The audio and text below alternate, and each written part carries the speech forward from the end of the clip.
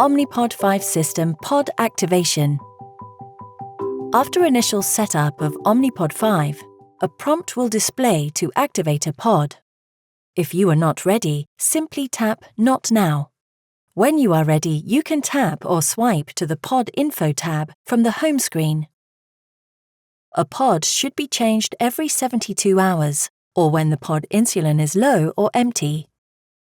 Before activating a pod, ensure you have the following items: your Omnipod 5 controller, unopened Omnipod 5 pod, alcohol prep swabs, and a vial of room temperature rapid-acting U100 insulin that is compatible to use with the Omnipod 5 system. Never use a pod that has been damaged or dropped after removal from the package, as this may increase risk of infection. The Omnipod 5 app will provide step-by-step instructions on how to fill and activate a pod. To fill a new pod, begin by opening a new pod. Ensure that the pod is an Omnipod 5 pod by looking at the label on the pod's packaging. Keep the pod in its tray while filling and activating. Use an alcohol swab to clean the top of the vial of insulin. Assemble the syringe by twisting the needle onto the syringe and carefully remove the protective cap. Draw air into the fill syringe equal to the amount of insulin to fill the pod.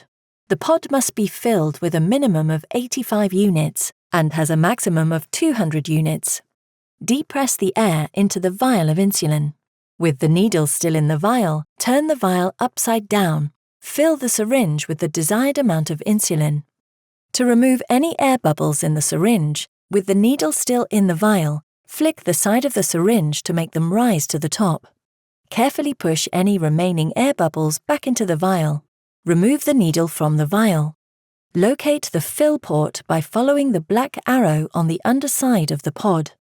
Keeping the pod in its tray, insert the needle straight down into the fill port. Slowly depress the plunger completely to fill the pod. There are 2 confirmation beeps when the pod is activated. Be sure to completely empty the fill syringe even after hearing the 2 beeps. After the pod has been filled, place the pod, while still in its tray, next to the Omnipod 5 controller, so they are touching. Tap Next. The Omnipod 5 controller will establish a connection with the pod and automatically perform a series of safety checks and prime the pod. Listen for the tone to indicate that the pod is paired and ready to be applied. Now select a pod infusion site. Ideal locations for placement include arm, leg, lower back or buttocks, abdomen. You may wish to refer to the user guide for more details on pod placement. Try to place your pod in direct line of sight to your sensor, as though the 2 devices can see one another, and avoid placing it on the opposite side of the body from where your sensor is placed. Once selected, you will need to clean your pod infusion site. Make sure the site is completely dry before you apply your pod. The pod site map is an optional feature to track current and recent pod site locations. Tap Record Pod Site for this feature. Follow the next steps on the screen.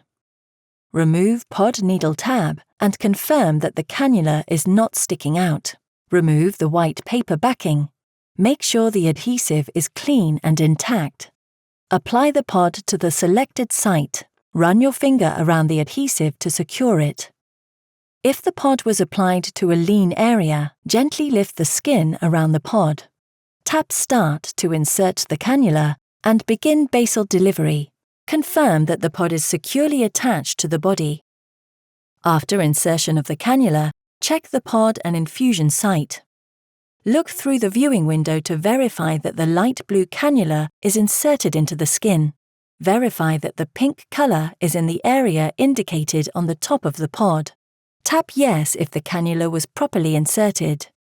If you have glucose sensor information already entered into the Omnipod 5 app, you can switch to automated mode by tapping Yes. Otherwise, you will remain in manual mode until you connect a glucose sensor. To change a pod, you must first deactivate your current pod. To deactivate a pod, go to the Pod Info tab.